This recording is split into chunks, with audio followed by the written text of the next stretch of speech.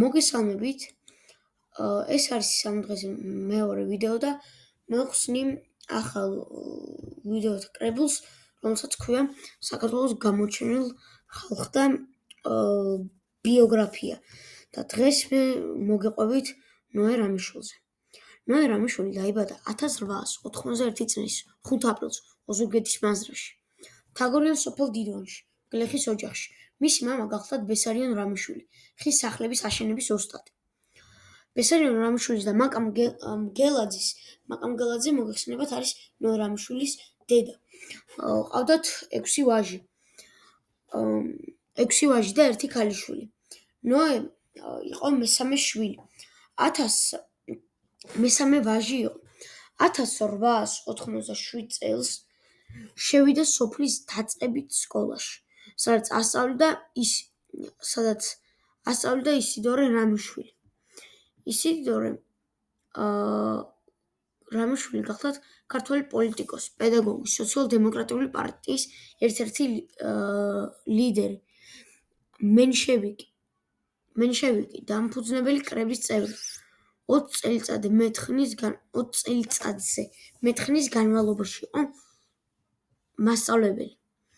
1890-1894 წლებში 1894 წლებში სწავლობდა ოზურგეთის სასულიერო სასწავლებელში. 1894 წელს სწავლა გააგრძელა ქუთაისის სასულიერო სემინარიაში, სადაც ჩაება მოსწავლეთა სოციალ-დემოკრატიული წრეების მუშაობაში, რომლის დამთავრების შემდეგ 1900 წელს ჩაირიცხა იურიევის უნივერსიტეტი, რომელიც გახლდათ კლასიკური უნივერსიტეტი ესტონეთში, ქალაქ ტარტუში. დაარსდა 1622 წელს შვედეთის მეფე გუსტავ მეორე ადოლფმა ლინოვიაში აკადემია გუსტავიანას სახელწოდებით ტარტუს სასწავლებელი გახდათ. ეს ახლა გითხარით იურიევის უნივერსიტეტზე. იურიდიულ ფაკულტეტზე ჩააბარა სადაც სტუდენტურ გამოსვლებში მონაწილეობის გამო გაარიცხეს. 1901 წლის 3 მარტს იქვე გახდა რუსეთის სოციალ-დემოკრატიული პარტიის წევრი. 1902 წელს თებერვალში აღადგინეს, მაგრამ რევოლუციური გამოსვლებისათვის საბოლოოდ გარიცხეს და გადაასახლეს კავკასიაში. საქართველოში დაბრუნებულმა ნოე რამიშვილმა დაიწყო აქტიური პოლიტიკური მოღვაწეობა. ცხოვრობდა ბათუმში, ატარებდა კერძო გაკვეთილებს, ჩაერთო რსდმპ ბათუმის კომიტეტის მუშაობაში. 1903 წელს იყო ბათუმის კომიტეტის დელეგატი. თბილისში რსდმპ-ს კავკასიის საერთაშორისო კომიტეტის დაარსებისას. თბილისში 1903 წლის ივნისში მონაწილეობდა რსდმპ-ს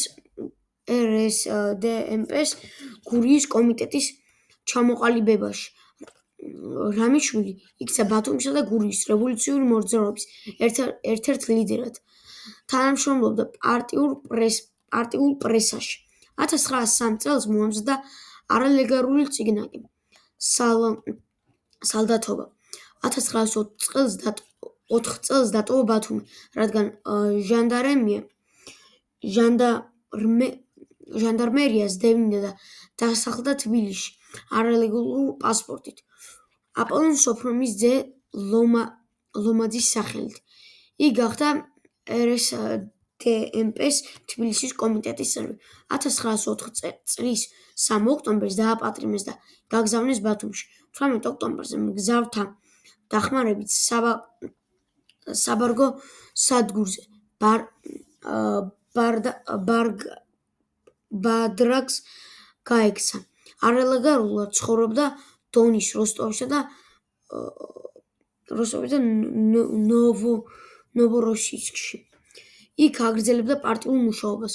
იყო რსდმპ დონის კომიტეტის წევრი. პარტიაში განხეთქილების დაწყების შემდეგ მოემხო მენშევიკებს.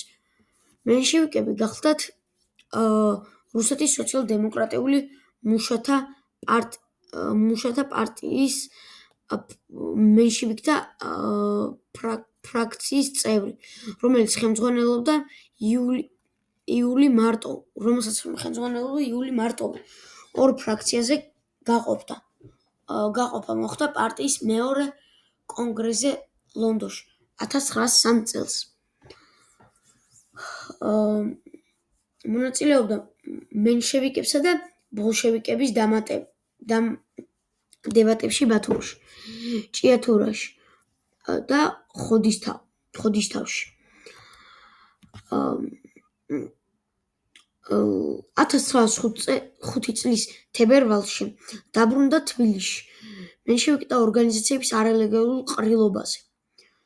ის აირჩიეს ბიუროს წევრად, იყო რსდმპ-ის კავკასიის საოლქო კომიტეტის წევრი, ცნობილი იყო ორატორული ნიჭით, აქტიურად გამოდიოდა დისკუსიებზე ბოლშევიკების წინააღმდეგ და მონაწილეობდა პროვინციებში გამართულ დისკუსიებში ბოლშევიკთა გავლენის შესამჩნევად. ნოე ჟორდანიასთან ერთად ხელმძღვანელობდა მენშევიკების არალეგალურ ჟურნალ „სოციალ-დემოკრატს“.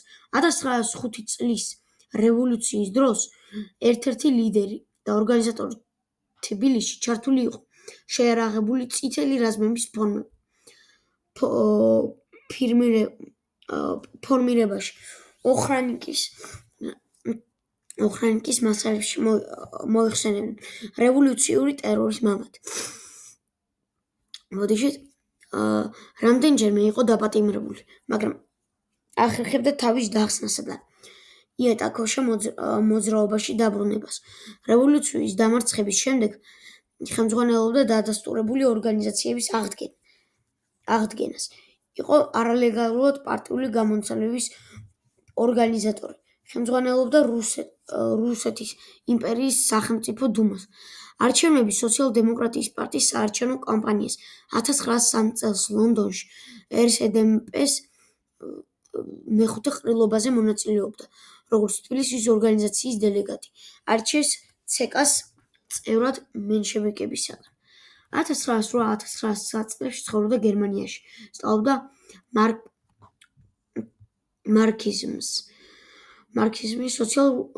მოიხსენიება სოციალურ-ეკონომიკური ანალიზების მეთოდი და თეორიული მიდგომა, რომელიც ემყარება ისტორიულ განვითარებას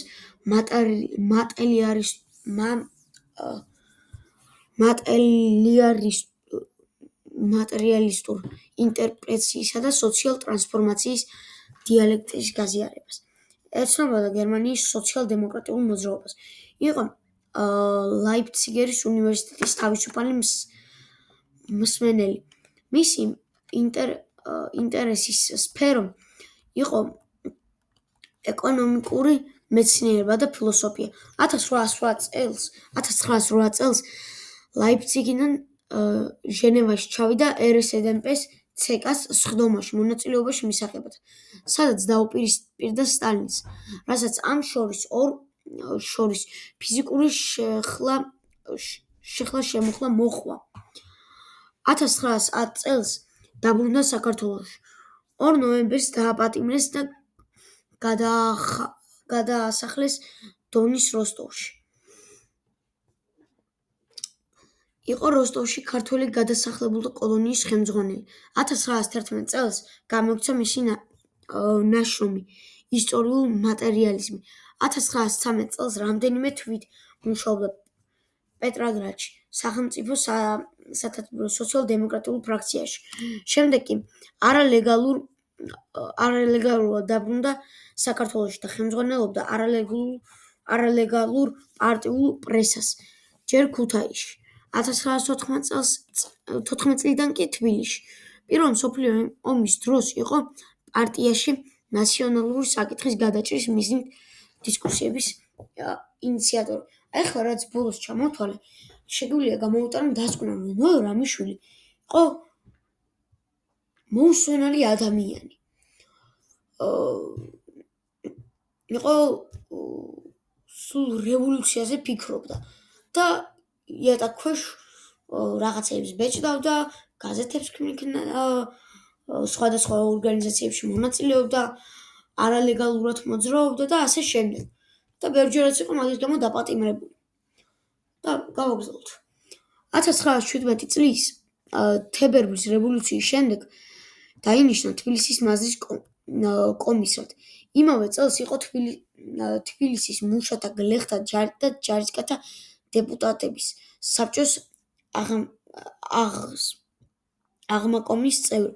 1917 წელს RSDMP-ს აირჩიეს რუსეთის დამფუძნებელი კრების დეპუტატად, მაგრამ პეტროგრადში გამგზავრებამდე ბოლშევიკებმა დამფუძნებელი კრება გარეკეს.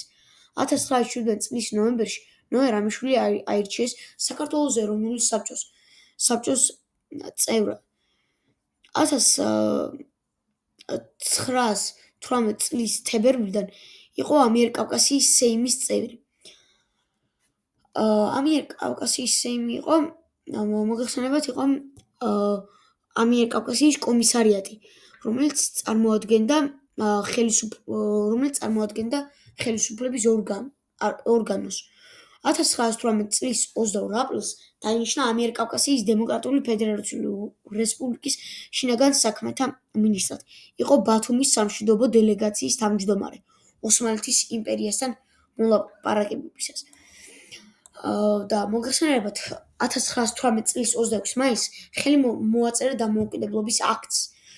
ეს იყო საქართველოს დამოუკიდებლობის აქტი, საქართველოს პირველი დემოკრატიული რესპუბლიკის დამოუკიდებლობის აქტი. იმავე დღეს აირჩიეს ახლად შექმნილი საქართველოს დემოკრატიული რესპუბლიკის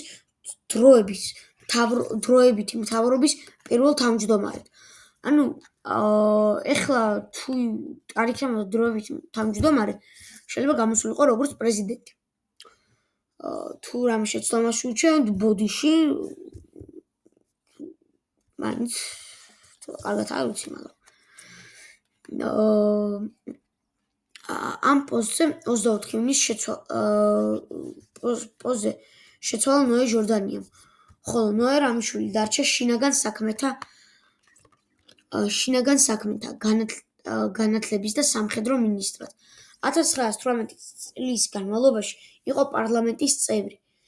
ხელმძღვანელობდა სოციალ-დემოკრატიული ფრაქციის, პარალელურად იყო საქართველოს სოციალ-დემოკრატიული პარტიის ЦК-ს წევრი, თავმჯდომარის ამხანაგი და პარტიულ გაზეთ „ერთობის“ რედაქტორი. ეს იყო მარტო პირველი ნაწილი და ხვალ გამოვა მეორე ნაწილი.